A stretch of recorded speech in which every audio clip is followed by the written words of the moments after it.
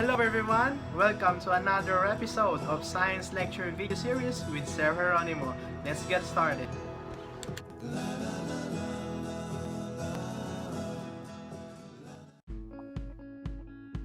Good day, everyone. How was your asynchronous learning so far? I hope that you are learning something from the different activities that I designed for you. For this video, we will be discussing about a new topic in Science 7, and it is entitled as the diversity of materials in the environment, Unit 2. So for the first lesson of the unit, let us talk about the properties of substances and mixtures. For this lesson, we have a lesson objective. And our lesson objective is for you to distinguish mixtures from substances based on a set of properties. Now, let us start our video lecture. Here in the Philippines, we all know that we have two distinct seasons. We have the dry season and we also have the wet season. And a dry season means a cold dry season or a hot dry season. And during hot dry season, what are we going to expect?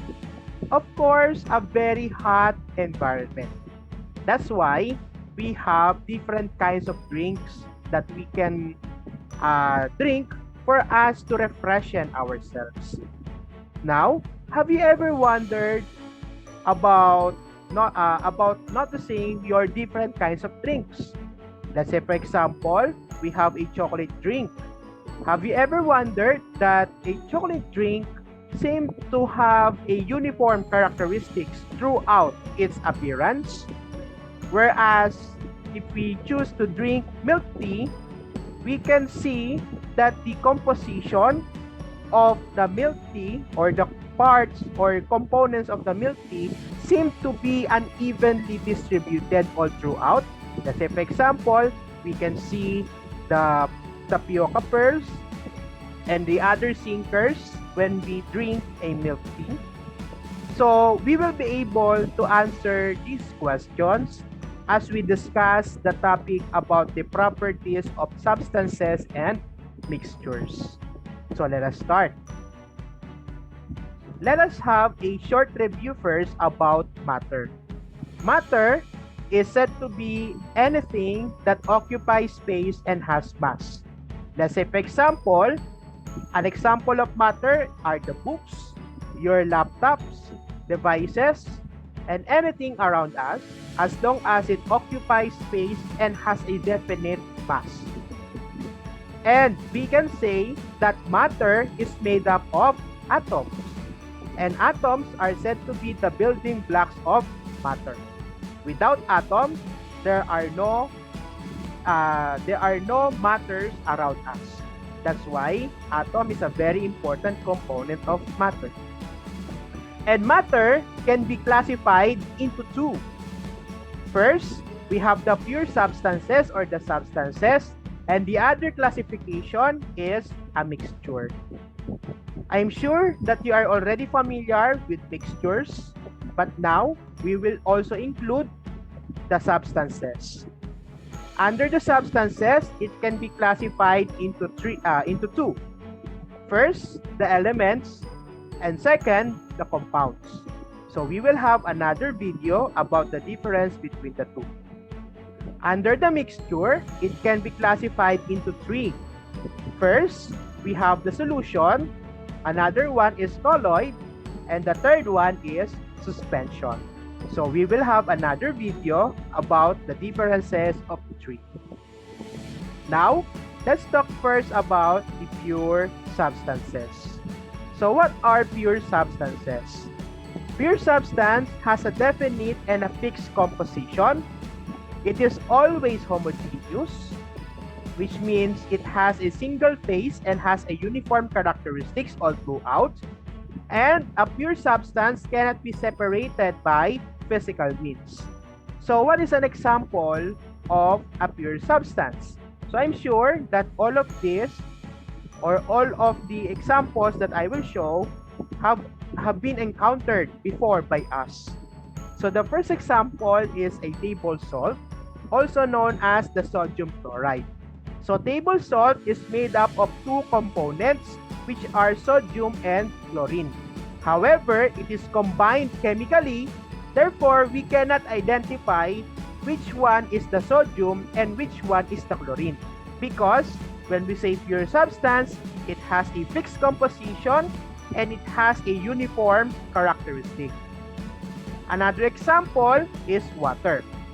Water is made up of two atoms of hydrogen and one atom of oxygen, H2O. So pure water is a substance because anywhere you go or wherever you go, you will always see water as colorless, tasteless, and odorless. So meaning to say, it has a definite properties.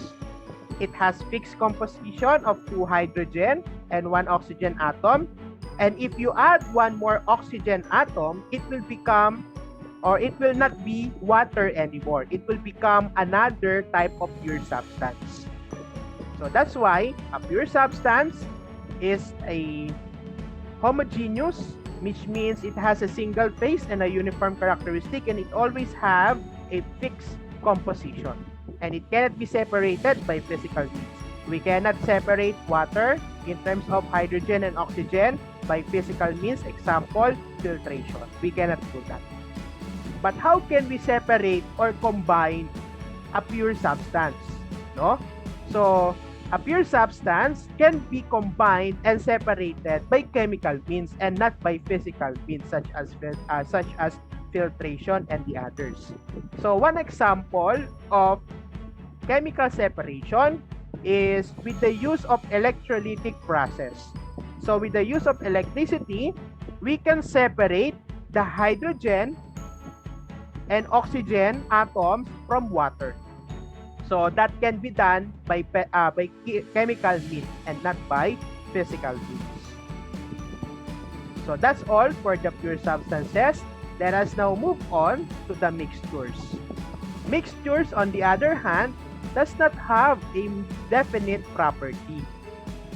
It is made up of two or more kinds of substances, and each kind of substance retains its own properties.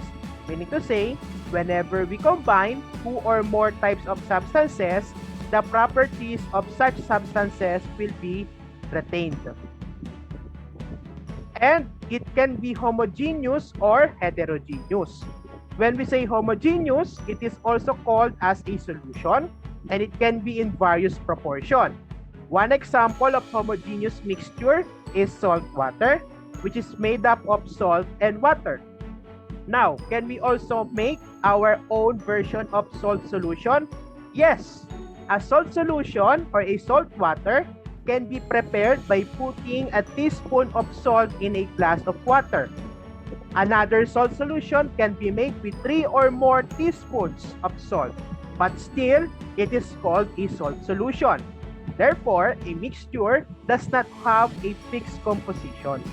If you add more salt to a glass of water, it is still a salt water or a salt solution. Unlike a pure substance, if you add one oxygen atom to the water, it will not become water anymore.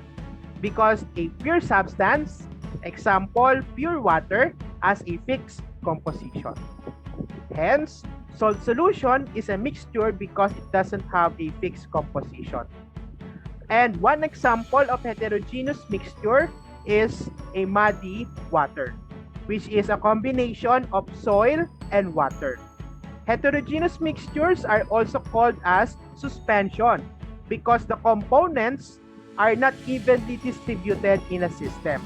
So let's say, for example, the soil component of a muddy water solution or a muddy water is not evenly distributed. We can see the particles of it on the upper layer and it is suspended at the bottom layer. So it has a soil particle suspended in a water.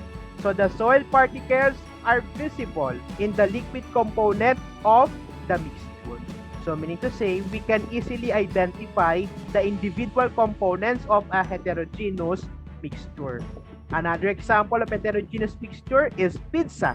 So we can see that a pizza is a combination of different toppings. but we can still see the individual toppings, and it is retained. The properties of each topping is retained all throughout. Okay? Now, how can we separate a mixture? A mixture can be separated by physical means to produce pure substances. Unlike pure substances can only be separated by chemical means. Mixtures can be separated by physical means to produce pure substances. And what are the examples of physical separation? I know that you are already familiar with this. So we have the evaporation, filtration, and distillation. So those are some examples of physical separation which can be done only on mixtures and not on pure substances.